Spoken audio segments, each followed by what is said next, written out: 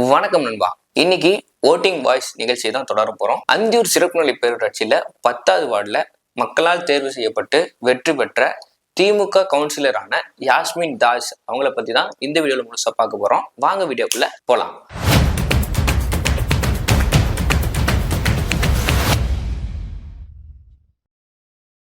நாம யாஸ்மின் தாஸ் அவங்கள பார்க்கறதுக்கு முன்னாடி அவங்களுடைய கணவரான சயீது முஸ்தபா பத்தி சில விஷயங்கள் பார்த்துக்கலாம். சயீது முஸ்தபா அவர்கள் ஆரம்ப காலகட்டத்தில் சைக்கிள் விற்பனை செஞ்சுட்டு இருந்திருக்காங்க. சைக்கிள் விற்பனைக்கு அப்புறம் ஓப்பன் லாட்ரி அப்படின்னு சொல்லிட்டு தமிழக அரசு தடை பண்றதுக்கு முன்பு வரைக்கும் லாட்ரி விற்பனை செஞ்சுட்டு இருந்திருக்காங்க. அப்புறம் ஹோட்டல் பிசினஸ் செய்ய ஆரம்பிச்சாங்க. தாஜ் அப்படிங்கிற பேர்ல ஒரு ஹோட்டல் வச்சு நடத்திட்டு வராங்க. இந்த 10வது வார்டு பகுதி அப்படிங்கிறது ஒரு சிறிய பகுதியா இருந்தாலும் அப்படியே பஸ் ஸ்டாண்டு, பத்ராளியம்மன் கோவில், தாலுகா ஆபீஸ், பத்திரப்பதிவு ஆபீஸ், அப்படியே சர்ச்சுக்கு அப்புறம் தர்கா, அப்புறம் பாத்தீங்கன்னா முக்கியமான சில தனியார் மருத்துவமனைகள், அதுக்கப்புறம் பாத்தீங்கன்னா சில கல்யாண மண்டபங்கள், இது போன்ற கூட்ட நெரிசல் இருக்கக்கூடிய பகுதி தான் இந்த 10வது வார்டு. இந்த பகுதியில தான் கிழக்கு பள்ளியும் வருது, வார சந்தை பகுதியும் வருது. அங்க வணிக கட்டிடங்களும் பஸ் ஸ்டாண்ட் சைட்லயே நிறைய வணிக கட்டிடங்களும் கட்டியிருக்காங்க. பெரும் வளர்ச்சிக்கு உறுதுணையா அமையணும் அப்படிங்கிறதுக்காக 10வது வார்டு பேரூராட்சி சார்பா நிறைய கோரிக்கைகளை மக்களுக்காக நிறைவேற்றிட்டு வராங்க. இந்த 10வது வார்டு கோரிக்கைகளுக்கு அடுத்து நம்ம மறுபடியும் மீண்டும் சயீது முஸ்தபா அவர்களை என்ன பண்ணியிருக்காங்க அப்படின்னு பார்க்கலாம். சயீது முஸ்தபா அவர்களுக்கும் யாஸ்மின் தாஸ் அவர்களுக்கும் 1992 திருமணம் நடக்குது. அந்த திருமணம் பாத்தீங்கன்னா தற்போதைய எம்எல்ஏவா இருக்க ஏஜிவி அவர்கள் அப்ப நகர செயலாளராக இருக்காங்க. அவருடைய தலைமையில அந்த திருமணம் நடக்குது. அந்த திருமணத்திற்கு பாத்தீங்கன்னா அப்பொழுதைய திமுகவின் கழக தலைவராக இருக்க கலைஞர் அவர்களும், கழக செயலாளராக இருக்க அன்பழகன் அவர்களும், கழகத்தின் பொருளாளராக இருக்க சாகிப் வாசா அவர்களும் தலைமையை இவங்களுடைய திருமணத்துக்கு வாழ்த்து மடல் எழுதி அனுப்பியிருக்கு. மட்டும் இல்லாம ஈரோடு மாவட்டத்தில் இருக்கக்கூடிய பெரிய பெரிய தலைவர்கள் அந்த திருமணத்துல கலந்துகிட்டு மணமக்களை வாழ்த்தி அந்த திருமணத்தை சிறப்பிச்சிருக்காங்க. சயீது முஸ்தபா அவர்கள் 1980 காலகட்டத்திலேயே திமுக இணைச்சு கொள்றாரு. பிரச்சனைகள் இது போன்ற ஒவ்வொரு விஷயத்துக்கும் செயல்பட்டு வந்துட்டு இருக்காரு. 1995 தான் பாத்தீங்கன்னா 10வது வார்டுல ஒரு சிறிய பொறுப்பு வாங்குறாரு. அதாவது ஒரு வார்டு பொருளாளர் அப்படிங்கிற பதவி வாங்குறாரு. ஆனால் அதுக்கப்புறமேல் கூட அந்த ஒரு பதவியெல்லாம் ஒரு பெரிய விஷயமா எடுத்துக்கலனாலும் கூட தொடர்ந்து மக்களுக்காக பணியாற்றிட்டு வந்துட்டு இருக்காரு. 2015 வார்டு செயலாளராக இவருக்கு ஒரு பதவி கொடுக்குறாங்க. கடந்த 20 ஆண்டுகளாக அரசியல்ல மக்களுக்காக பணியாற்றிட்டு இருக்கக்கூடிய சயீது முஸ்தபா அவர்களுக்கு ஒரு அங்கீகாரத்தை கிடைக்கணும் அப்படிங்கிறதுக்காக தான் கவுன்சிலராக அவங்களுடைய மனைவிக்கு ஒரு வெற்றியை கொடுத்திருக்காங்க அப்படின்னு சொல்லி இவருடைய ஆதரவாளர்கள் சொல்றாங்க.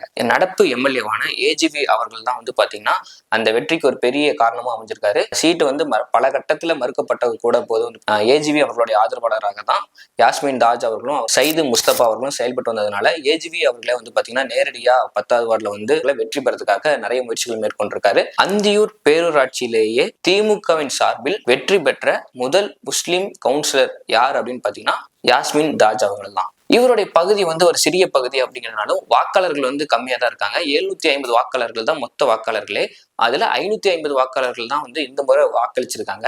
அதுல 387 வாக்குகள் பாத்தீங்கன்னா யாஸ்மின் தாஸ் அவர்கள் பெற்றிருக்காங்க. அதிமுகவை 110 வாக்குகள் மட்டுமே பெற செஞ்சு டெபாசிட் இழக்க செஞ்சு 275 வாக்குகள் வித்தியாசத்துல யாஸ்மின் தாஸ் அவர்கள் வெற்றி பெற்றிருக்காங்க. திமுக பாத்தீங்கன்னா இது வரைக்குமே 10வது வார்டுல 1, 12, 30 இது போன்ற சில்லறை வாக்குகள் வித்தியாசத்திலேயே திமுக தோல்வி அடைஞ்சிருக்கு. புது சரித்திரத்தை பாத்தீங்கன்னா 10வது வார்டுல யாஸ்மின் தாஸ் அவர்கள் செஞ்சுட்டே வந்துட்டு இருந்திருக்காங்க. 30 ஆண்டுகளாக நம்ம சரியா சாலை வசதிகள் கூட இல்லாம இருந்துச்சு. இவங்க கவுன்சிலர் ஆன பிறகு பாத்தீங்கன்னா அங்க தார் சாலை வசதியை அமைச்சு கொடுத்து ஒரு பெரும் மக்களிடையே ஆதரவு பெற்றிருக்காங்க.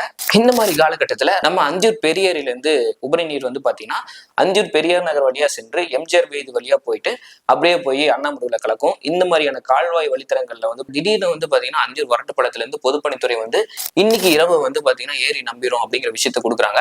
எம்எல்ஏ அவர்களும் பொதுப்பணித்துறை அதிகாரிகளும் அதுக்கு நீர்வழித்துறை அதிகாரிகளும் பேரூராட்சி நிர்வாகமும் இது போன்ற கூடிய நிர்வாகிகள் அனைவரும் நள்ளிரவு 2 மணிக்கு பாத்தீங்கன்னா அவசர கூட்டம் நடத்துறாங்க. அந்த கூட்டத்தின் முடிவுல பாத்தீங்கன்னா மக்கள் எல்லாம் சேஃபான இடத்துக்கு கொண்டு போகணும், மக்களுக்கு தேவையான உணவுப் பொருட்கள் எல்லாம் கரெக்டா வழங்கணும், மக்களுக்கு எந்த ஒரு பாதிப்பும் ஏற்படுத்தக்கூடாது அப்படிங்கிறதுக்காக அன்னைக்கு 2 மணிக்கு போயிட்டு அவசரமா மக்கள் கிட்ட அனௌன்ஸ் பண்ணி மக்களை சேஃபான கிழக்கு பள்ளி ஸ்கூல்ல தங்க வச்சு முழுமையா அவங்களுக்கு உணவுகள் பரிமாறப்பட்டுச்சு. அந்த 2 நாளும் தேவையான உணவுகள் அனைத்தும் பாத்தீங்கன்னா யாஸ்மின் தாஸ் அவர்கள் முன்னிலை நின்று எல்லாமே விஷயங்கள் பண்ணி கொடுத்திருக்காங்க. ஒரு பெரிய பேரிடரையே அந்தியூர்ல தடுக்கக்கூடிய விஷயத்தை செஞ்சிருக்காங்க. அதுக்கு உறுதுணையா பாத்தீங்கன்னா நடப்பு எம்எல்ஏ ஏஜிவி வெங்கடாசலம் அவர்களும் பேரூராட்சியின் தலைவர் அவர்களும் பேரூராட்சியின் துணைத் தலைவர் அவர்களும் பேரூராட்சியின் மற்ற நிர்வாகிகள் அனைவரும் இதுக்கு ஒரு மிகப்பெரிய ஒத்துழைப்பா இருந்ததாக மக்கள் அனைவரும் சொல்றாங்க. அடுத்த நாள் காலையில வந்துட்டு ஈரோடு கலெக்டர் அவர்களும் வீட்டு வசதித்துறை அமைச்சர் முத்துசாமி அவர்களும் நேர்ல வந்து பார்வையிட்டு அந்த வெள்ள நிவாரண பணிகள்ல வந்து பாத்தீங்கன்னா செவ்வனையே செஞ்சு கொடுத்திருக்காங்க. தண்ணீர் போகக்கூடிய அந்த வழித்தடங்களை சீரமைச்சு கொடுத்திருக்காங்க. வார்டு செயலராக இருந்த போது இருந்து நம்ம அந்தியூர் பத்திரகாளியம்மன் கோயில்ல பூமி வைக்கக்கூடிய பக்தர்களுக்கு வந்து பாத்தீங்கன்னா நீர்மூழ்கள் வழங்கியிருக்காங்க.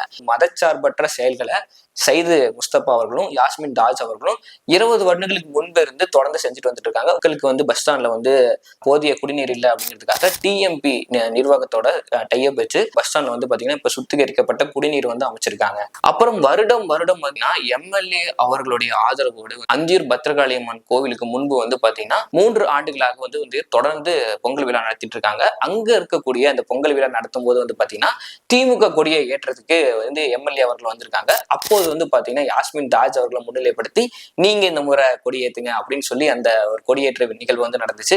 சமத்துவ பொங்கலை வந்து முன்னிறுத்தணும் அப்படிங்கிறதுக்காக அந்தியூர்ல வந்து ஒரு பாத்தீங்கன்னா பெரிய அளவுக்கு பொங்கல் திருவிழாவை வந்து செலிப்ரேட் பண்றதுல முன்னின்று மதச்சார்பற்று செயல்பட்டு வராங்க யாஸ்மின் தாஜ் அவர்கள். படிப்போட முக்கியத்துவத்தை கருதியும் வந்து பாத்தீங்கன்னா நம்ம அந்தியூர் கலை அறிவியல் கல்லூரியில இவங்களோட பகுதியில் இருக்கக்கூடிய ஏழை மக்கள்ல வந்து பாத்தீங்கன்னா ஒரு 4-5 நபர்களை நம்ம கவர்மெண்ட் காலேஜ்ல சேர்த்தி படிக்க வச்சுட்டு இருக்காங்க. வார்டு நிர்வாகிகளான ரவி, கருணாநிதி, சித்தன், மணிமாறன், நவீன் இது போன்ற பல நிர்வாகிகள் இவருடைய உறுதுணையா கூட நின்று இவருடைய வெற்றி பெறத்துக்கு இரவு பகல் பாராம உழைச்சிருக்காங்க. இவருடைய பகுதியில யாஸ்மின் தாஜ் அவர்கள் வெற்றி பெறணும் அப்படிங்கிறதுக்காக தங்கவேல் டாக்டர் அவர்கள் கூட வந்து மக்கள் கிட்ட வந்து பாத்தீங்கன்னா நேரடியா வாக்குகள் சேகரிச்சிருக்காங்க. இவங்க கொடுத்த வாக்குறுதிகளை வரிசையா நிறைவேற்றிட்டு வந்துட்டு இருக்காங்க. சில வாக்குறுதிகள் வந்து பாத்தீங்கன்னா பேரூராட்சி மன்றத்தின் மூலமாக கோரிக்கையாக வைக்கப்பட்டிருக்காங்க. அடுத்தடுத்த விஷயங்கள்ல கண்டிப்பாக நிறைவேற்றுவாங்க அப்படிங்கிற நம்பிக்கை வந்து பாத்தீங்கன்னா மக்களிடம் ஏற்படுத்தியிருக்காங்க. இந்த வீடியோ இதோட முடியுது. இந்த வீடியோல நம்ம நிறைய விஷயங்கள் விடுபட்டிருக்கலாம், நிறைய விஷயங்கள் பேசப்படாமல் போயிருக்கலாம். அடுத்தடுத்த விஷயங்கள் கண்டிப்பா அடுத்தடுத்து பேசப்படலாம். நன்றி, வணக்கம்.